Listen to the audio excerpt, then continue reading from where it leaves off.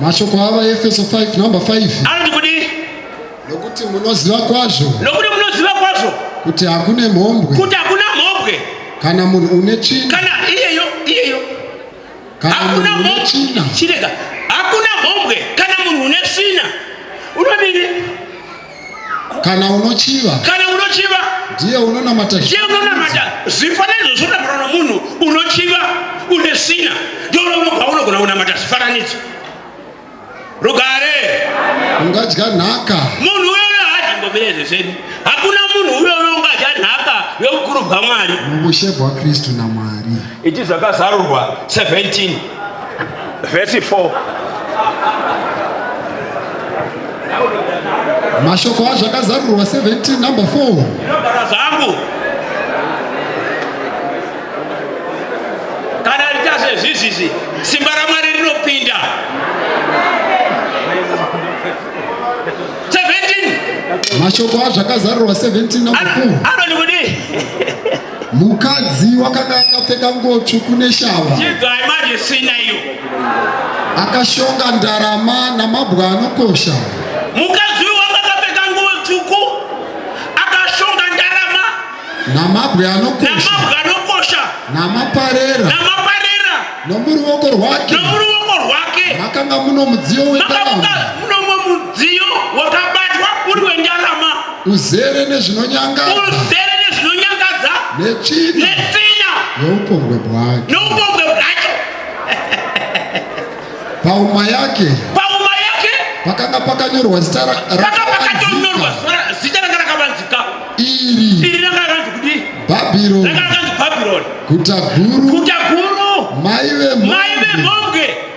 Navane zvinonyangadza zvenyika. Chigara pasi. Kada sombana rimwe zuva zvikuzira 6 yandesiya. Apa ndakubataura nomuroma. Handinei kuti mutazvifarira zvakadini asi ndakubataura nomuroma.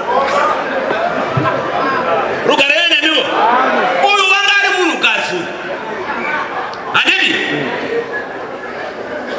Chinhu chinoita kuti vanhu vaende kundohura nomunhu, handitika?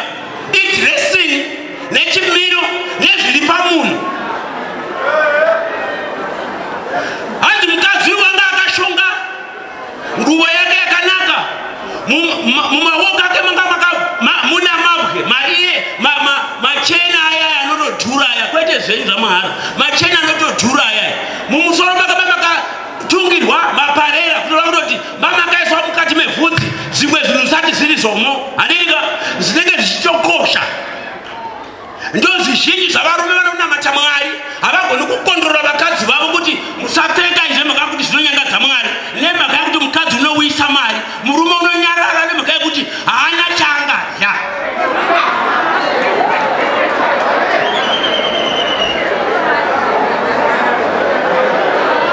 Asi zvichinyangadza Mwari.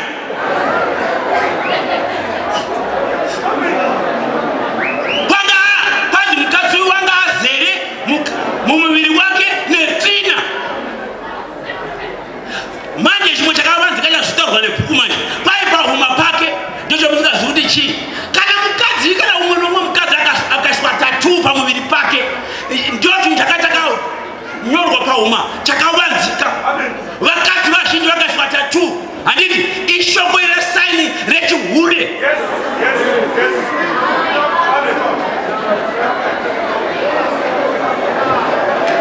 Rugare, ndazotaura zvakazarurwa. Ndakataura mashoko aMwari. Kana munhu akaiswa matatu, ndiri kure nemhenyu mbuya, ndiri kure.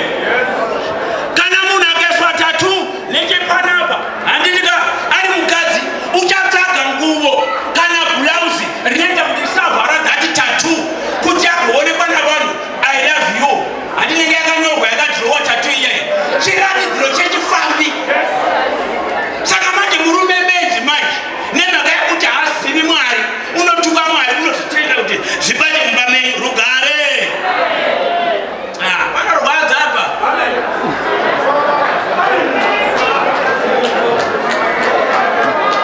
Rugare kudai kwetiri. Vamwe vanonotaura kana makangoda Mwari. Kana makangoda Mwari handigari kezino.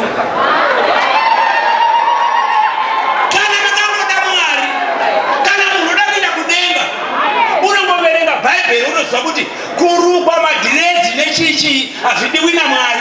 Iye woga kwete ini bodo, ini mungandinetsa henyu. Kana kaona munhu akarukwa madhiredzi nezvimwe zvinyangadza Mwari, zvokutungirwa zvimwe zvinhu zvinenge zviri musoro zvachita zvichirovararova naziya ndo zvinoti zvinonyangadza Mwari. Ndio munhu unenge anetsa nekuti Mwari haana basa. Ugarejere wako akadhiresa izvezvo jere, kana wakachenjera ungazviramba. Rugare kudai kwetiri. Munoona dzimwe dzenguva kana muchifamba munofamba mose, mama mai tonamata nawo, musati zvokuti handina mudzimai. Nyange nemudzimai wako mugona tomuona kuti vamatengo vangu vachitotaura stere zvakaita vamatengo. Ndenge ndisingazivi Mwari. Hazvina kuti kana ndichitaura kuda kuti moti kumba kwavanozigona, ndinotaura shoko reivhangeri. Mamuna ndainavo mukoma ndainzvimba nayo. Kana ndakona kumudzidzisa shoko raMwari, ndo mwana wangu wakandikazara daini. Ndakona kumudzidzisa kuti kana ndakuwana mukadzi wakangwara, tomuratidza kuti inda kwamatumba akuiti kuna mapenzi. Mufananidzo.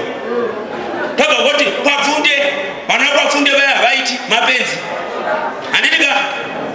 Toba ndavhunza kuti kwajere, toti kwajere nokwani, wabva wati kwajere nokwagonesa kati mbofananidza moda chipi chachona. Tinonotarira pamusoro pequality yomunhu yo kuti kana kauya mumba medu unozogona kuti tisabe tichinyengetera Mwari. Uyo kurongora wauya uyoyo.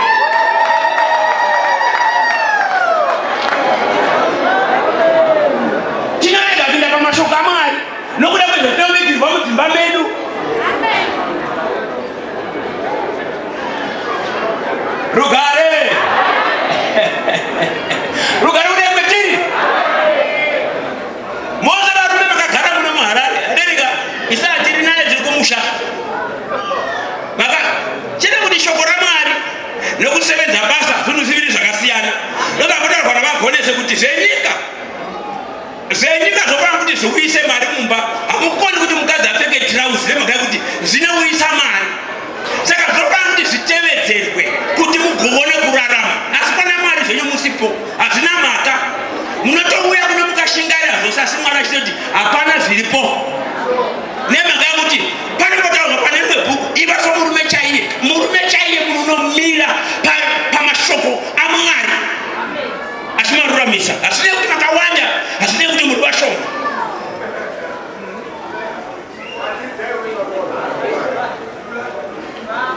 Kana tikapuwa nguva sezvizvi tokuda kuti titaure nemashoko aMwari.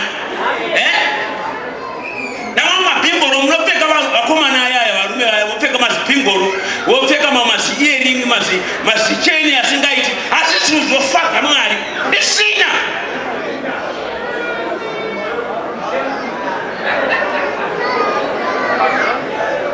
Munhu unoramba Mwari unozviratidza iye amene. Haushumbi njere kana uchiziva Mwari. Nunge akagerwa zviri nomari, zviri ordinary. Pakagerwa zvoupenzi unokuti hazivi Mwari. Asati vanokudzingai pano tokudzingai tine Zioni. Mai vangu havana kuzvara Zioni kai, vangu riripo. Saka ndinge nokukudzingai sinoziva kuti auya hazivi Mwari. Naimo muchiona kuti havamatenga vazivi Mwari nei munotaura zviripo zvomunoona. Ngatinyengetere Mwari nemhaka kuti nguva inopera. Rugare. Ndinokutenda vana mbuya. Kana vanobata murayiro waMwari ingoziva kuti ushe hwekudenga munoona nini. Mukadzi unofanira kunge pasi pomurume wake chaiye. Ndokuti agogona kutevera Mwari. Kunyange ukadanwa na nyama. Kana murume wangu yakati Mai Silvia uyai pano tosiyana nezvanyama nemhaka yekuti murume wadana.